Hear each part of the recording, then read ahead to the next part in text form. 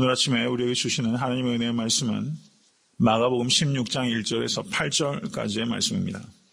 다 같이 합독하도록 하겠습니다.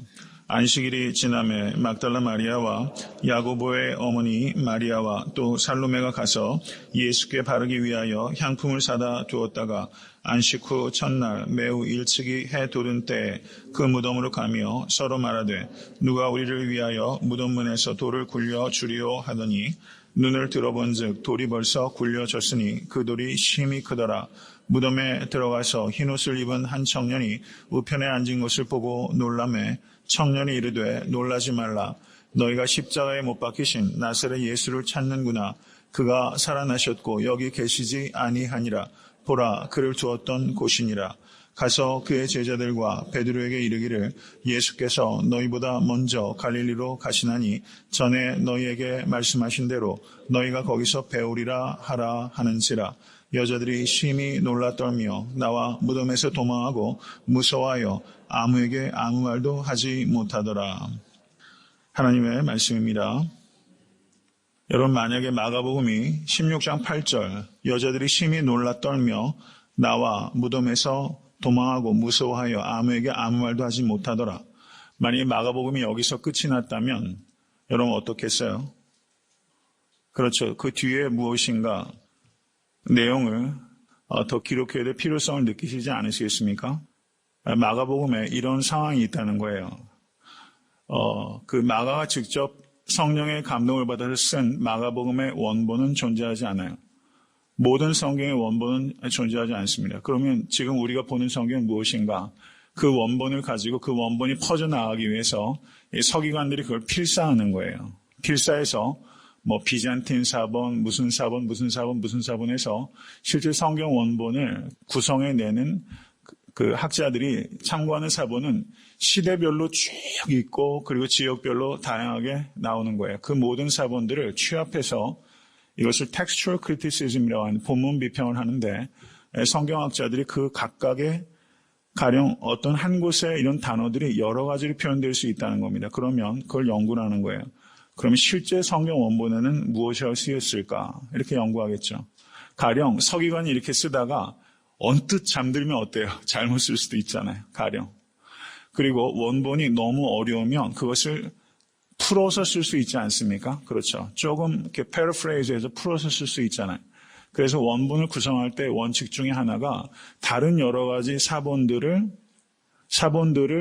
이해할 수 있는 그런 근원적인 사본이 있을 수 있는 거예요.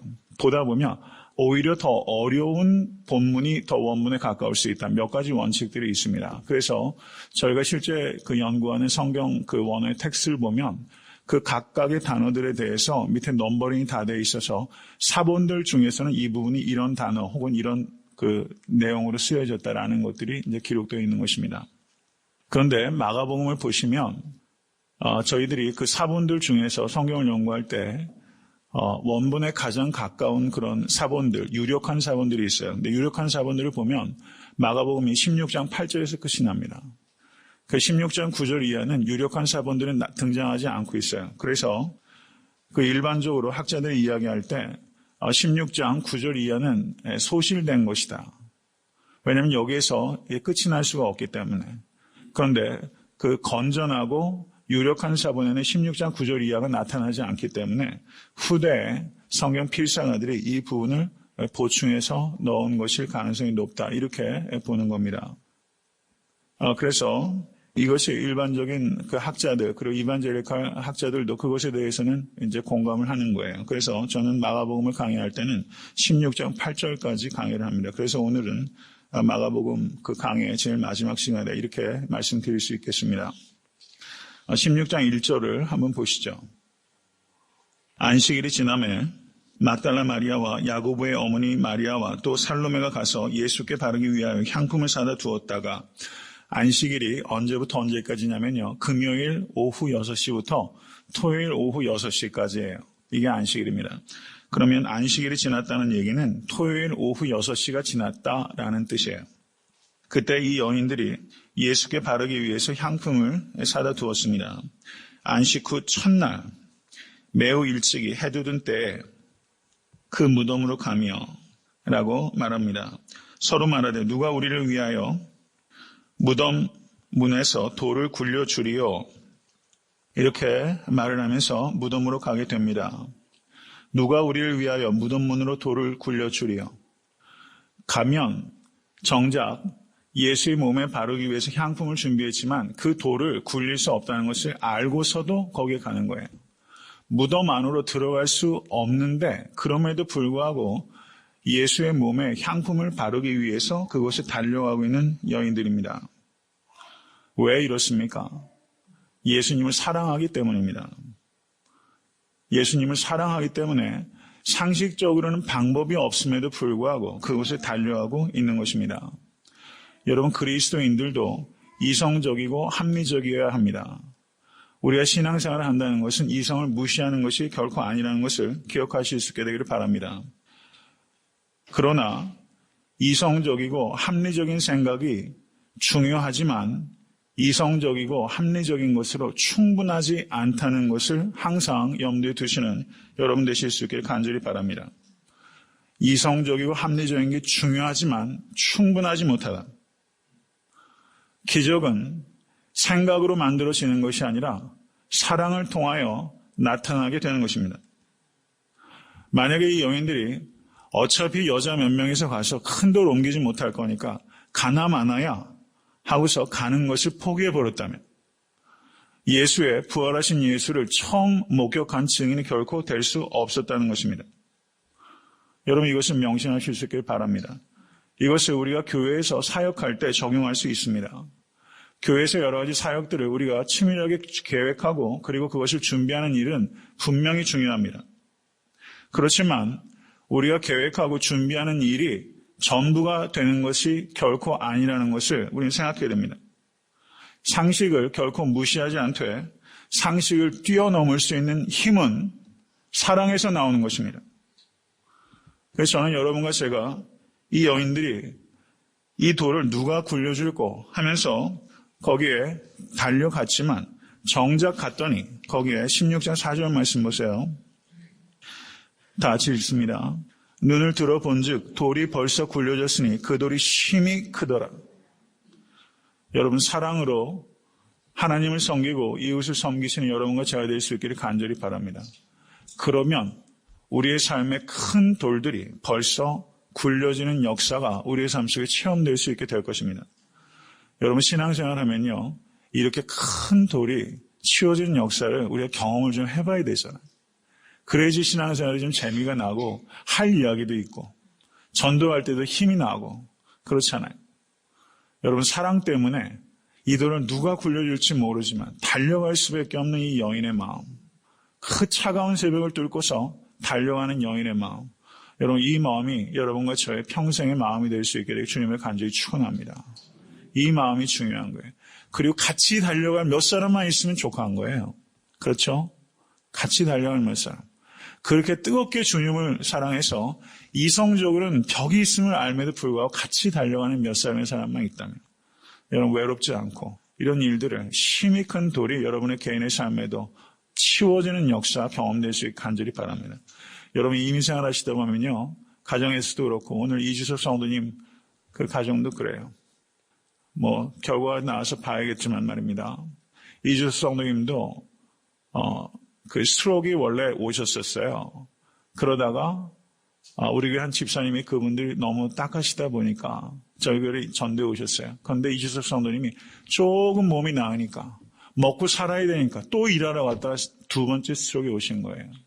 그래서 지금 이렇게 오랫동안 고생하고 계시는데 얼마나 의지가 있어 자기 몸을 운동해가지고 자기 생업의 전선을 다시 돌아가기 위해서 애를 쓰는지 몰라요. 이 지역사회에서 신문에도 나더라고요. 아주 미감인 거예요. 낙심하지 않고 그렇게 수고하고 애쓰고. 그런데 이 아내가 말입니다. 그 남편이 그러잖아요. 그런데 이 아내가 얼마 있다가 이정희 집사님이 교통사고 당하셨어요. 그래서 한쪽 발이 크게 다치셨어요. 얼터레이션으로 사는데 이 팔이 그러니 어떻게 일을 해요? 그런데 먹고 살아야 되기 때문에 가면은 아무렇지도 않은 것처럼 일을 하는데 일의 효율이 나옵니까? 그래서 거기에 파이어 됐어요. 그래서 마트에 가서 생선 파셨어요. 근데 생선 이름을 하나도 모르는 거예요. 그래서 오히려 손님들이 생선 이름을 알려주면서 거기서 일을 하셨다고요.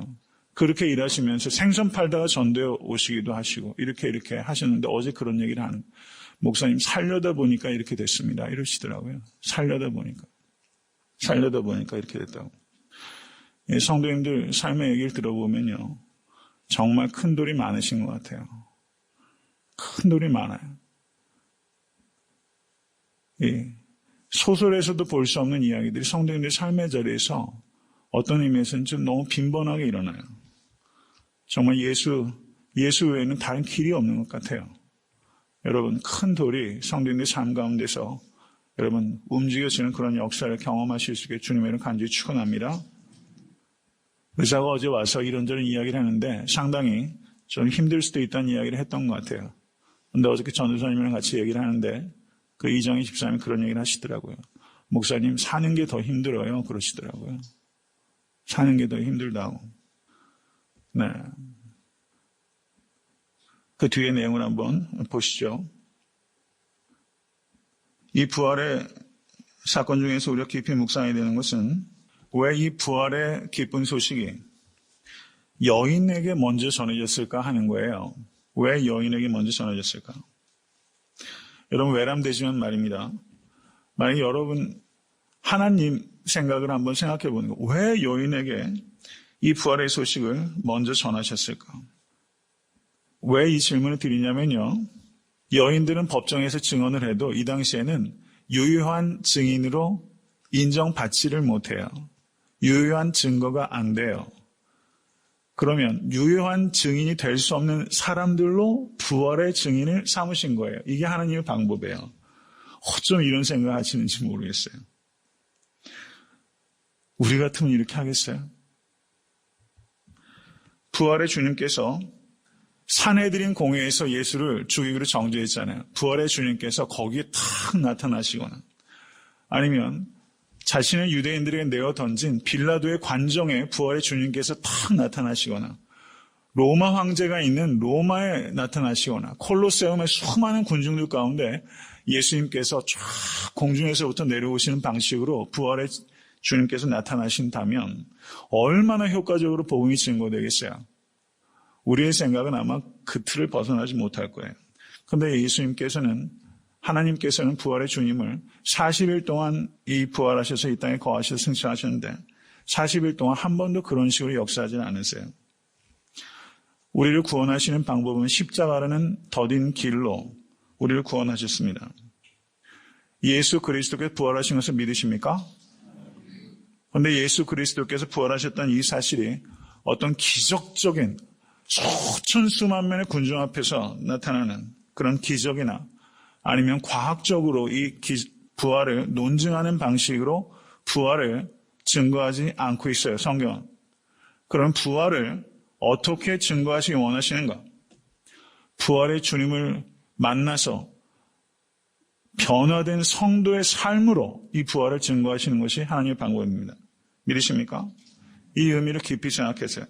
부활의 주님을 만났다고밖에는 설명할 수 없는 한 사람 한 사람의 변화된 삶으로 부활을 증거하십니다. 다메섹 도상에서 사도 바울이 부활의 주님을 만났어요. 다메섹에 왜 갔습니까? 다메섹에는 그리스도인들을 잡아서 핍박하기 위해서 갔어요. 그런데 다메섹 도상에서 부활의 주님을 만났어요.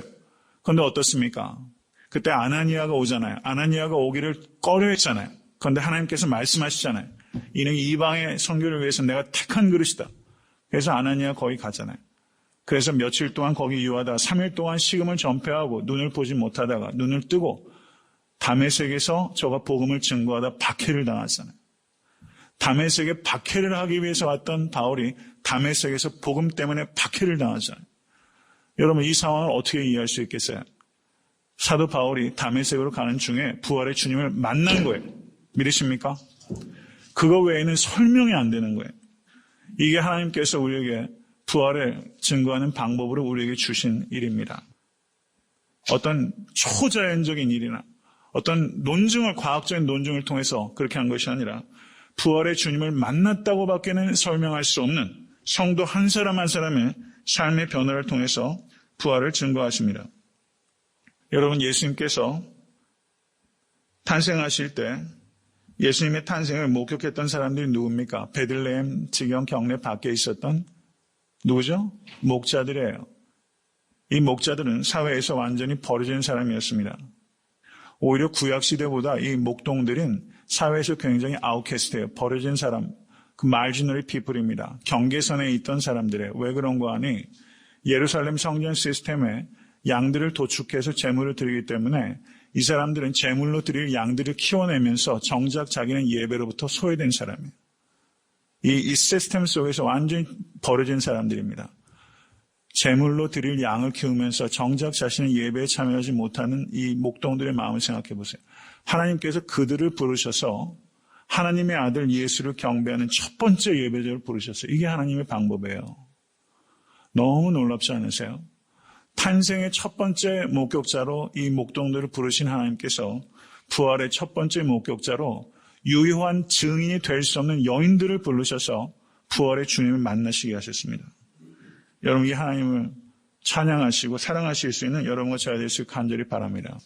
이와 같은 일련의 일들은 하나님의 관심이 어디 있는지를 보여줘요. 하나님의 관심이 누구에게 있는지를 보여줍니다. 하나님의 나라가 어떻게 확장되는 나라인지를 우리에게 가르쳐줘요. 여러분, 하나님의 나라는 어떻게 확장됩니까?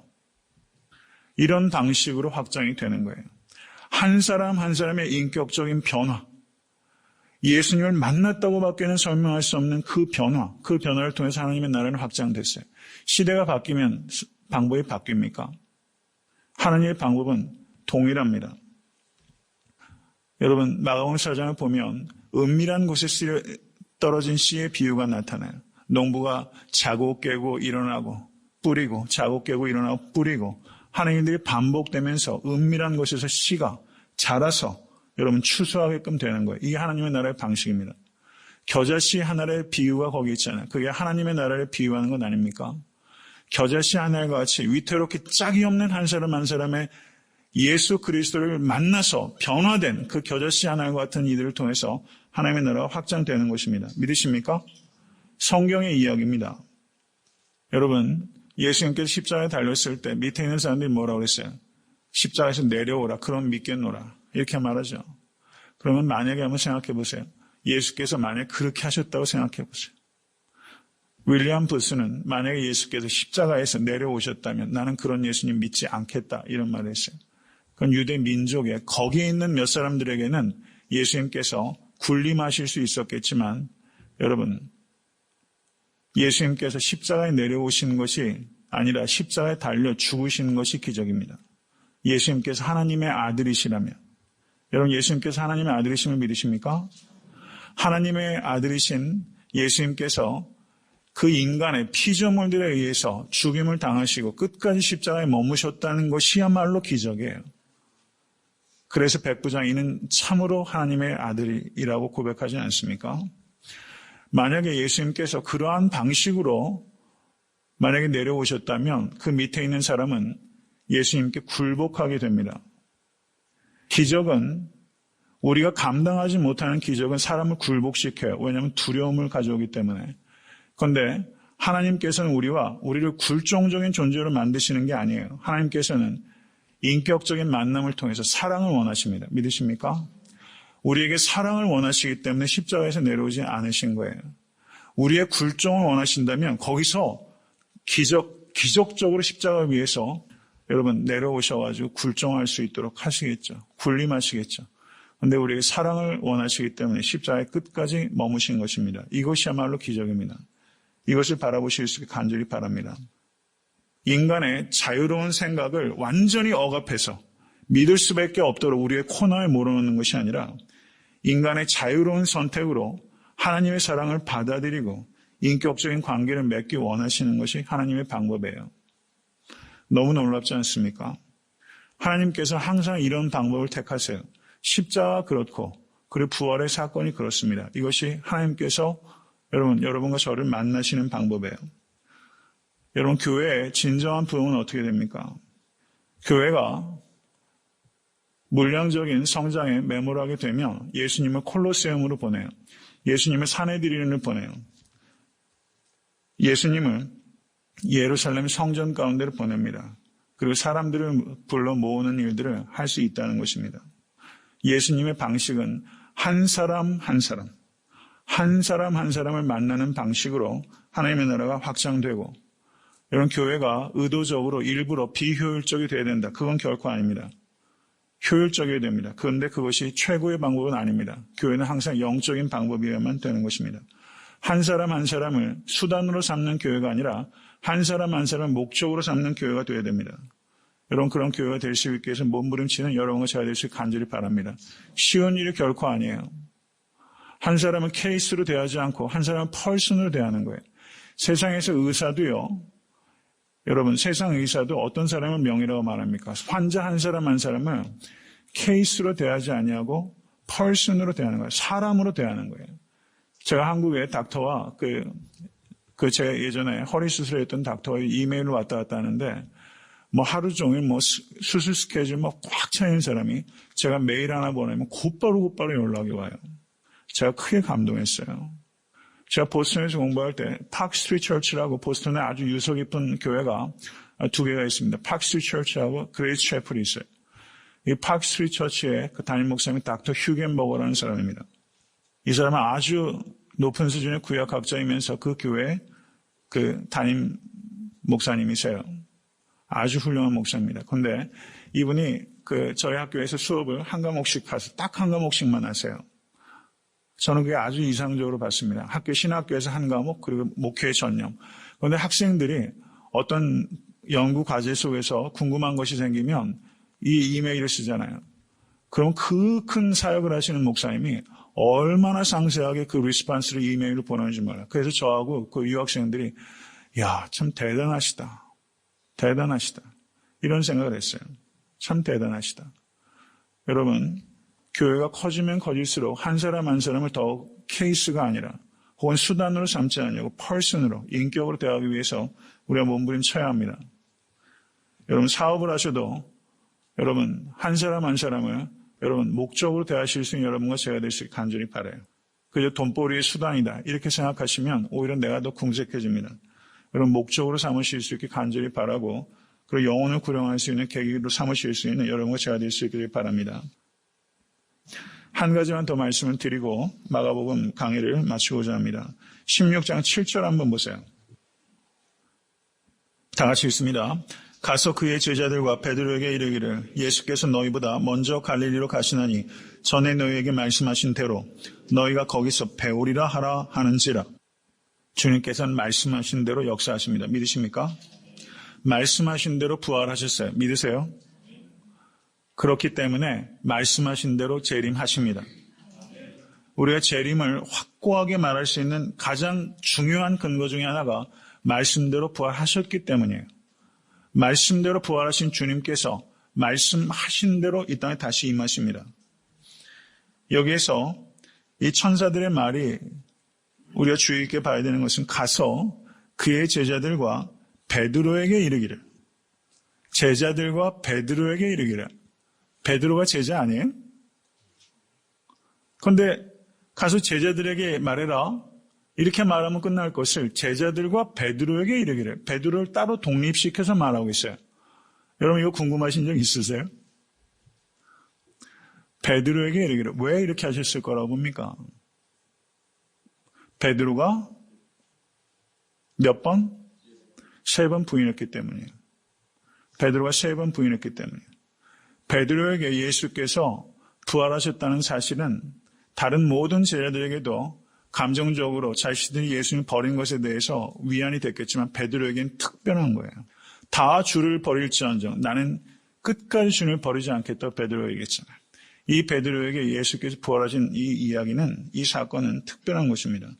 그래서 그 마음을 하나님께서 위로하시고 다시 세워주시기 위해서 가서 제자들과 베드로에게 이르라. 제자들과 베드로를 분리해내고 있으시잖아요. 얼마나 하나님께서 섬세하게 말씀하시고 역사하신지 모르겠어요. 여러분, 그리스도인들도 이렇게 섬세해질 필요가 있습니다. 여러분, 요한복음 21장을 보시면 디베레 바닷가에서 제자들이 물고기를 잡고 있었어요. 부활의 주님을 이미 여러 차례 만났잖아요. 그런데 또 물고기를 잡으러 갔어요. 그때 베드로가 뭐라고 말합니까? 나는 물고기 잡으러 가노라. 이렇게 말하면서 다시 물고기 잡으러 가버렸어요. 왜 이렇게 됐다고 보세요. 예수님께서 부활하셨기 때문에 안도했지만 자기가 3번 부인한 것에 대해서 아직도 그것에 대한 그 죄책감, 부끄러움, 이것을 버리지 못하고 있는 거예요. 그래서 예수님께서 디베르 바닷가에 오셔서 바닷가에서 숯불을 피우시고, 여러분 거기에서 예수님께서 아침상을 준비하셨잖아요. 그래서 베드로에게 숯불 앞에서 몇 번 내가 나를 사랑하느냐 물으셨습니까? 3번 물으셨어요. 베드로가 어디에서 3번 예수님을 부인했습니까? 숯불 앞에서 3번 예수님을 부인했어요. 여러분 숯불이 타게 되면 탁탁탁 소리가 나죠. 베드로는 숯불만 보면 트라우마가 있는 거예요. 숯불만 보면 몸이 경직되고 트라우마가 있어요. 그런데 예수님께서는 어떻습니까? 그 숯불 앞에서 그 트라우마를 치유하고 계신 거예요. 회복시켜 주신 거예요. 아픈 곳, 상한 곳을 외면하게 하는 것이 회복이 아닙니다. 그것을 직시하게 하고 치유하시고 그곳에서 새로운 사명을 주셔서 이 베드로를 다시 리인스톨 해주시는 거예요. 그래서 베드로의 그 부끄러운 마음, 상한 마음을 위로하시고 그리고 다른 모든 제자들에게도 이 베드로가 어때요? 신망을 많이 잃었을 거 아니에요. 그런데 예수께서 다시 리인스톨 해주시면서 내 양을 먹이라, 내 양을 치라. 이렇게 예수님께서 베드로에게 새로운 사명을 주셨습니다. 그 결과로 오순절 성령 강림 사건이 있은 후에 베드로가 사도행전 2장 14절에 같이 한번 읽을까요? 사도행전 2장 14절입니다. 다 같이 읽습니다. 베드로가 11사도와 같이 서서 소리를 높여 가로되 유대인들과 예루살렘에 사는 모든 사람들아 이 일을 너희로 알게 할 것이니 내 말에 귀를 기울이라. 사도행전 2장 38절 41절 읽겠습니다. 2장 38절에서 41절. 베드로가 가로되 너희가 회개하여 각각 예수 그리스도 이름으로 세례를 받고 죄 사함을 얻으라. 그리하면 성령을 선물로 받으리니 이 약속은 너희와 너희 자녀와 모든 먼데 사람 곧 주 우리 하나님이 얼마든지 부르시는 자들에게 하신 것이라 하고 또 여러 말로 확증하며 권하여 가로되 너희가 이 패역한 세대에서 구원을 받으라 하니 그 말을 받는 사람들은 세례를 받음에 이날의 제자의 수가 3,000이나 더하더라. 아멘. 믿으십니까? 예수님께서 갈릴리 바닷가에서 갈릴리 바다와 디베르 바다는 똑같은 바다예요. 갈릴리 바다에서 예수님께서 길을 걸으시다가 베드로를 처음 만나셨을 때 예수께서 가라사대 나를 따라오너라 내가 너희로 사람을 낚는 어부가 되게 하리라. 그때 베드로가 이 말뜻을 알아들었겠어요? 못 알아들었겠어요? 이 수수께끼 같은 얘기죠. 근데 사도행전에서 베드로가 성령에 감동하여 서서 크게 외쳐 부르짖을 때 3,000명, 5,000명씩 돌아왔어요. 이때 베드로는 비로소 갈릴리 바닷가에서 처음 만났을 때 내가 너희로 사람을 낚는 어부가 되게 하리라. 이 말씀을 비로소 깨달았을 겁니다. 얼마나 가슴이 떨렸겠어요. 빌립보서 1장 6절은 너희 속에 착한 일을 시작하신 이가 그리스도 예수의 날까지 이루실 줄을 우리가 확신하노라. 여러분 하나님께서 여러분 안에서 착한 일을 시작하셨습니다. 믿으십니까? 우여곡절을 베드로가 겪었지만 주님 말씀하신 대로 그는 사람을 낚는 어부가 됐어요. 우리 한 사람 한 사람도 그렇게 쓰임받게 될 줄로 믿습니다. 부활의 증거가 무엇입니까? 나의 삶이, 변화된 삶이 부활의 증거입니다. 이것이 하나님의 방법입니다. 부활의 증거가 되시는 우리 사랑하는 모든 성도들의 삶이 되실 수 있게 되기를 주님의 이름으로 간절히 축원합니다.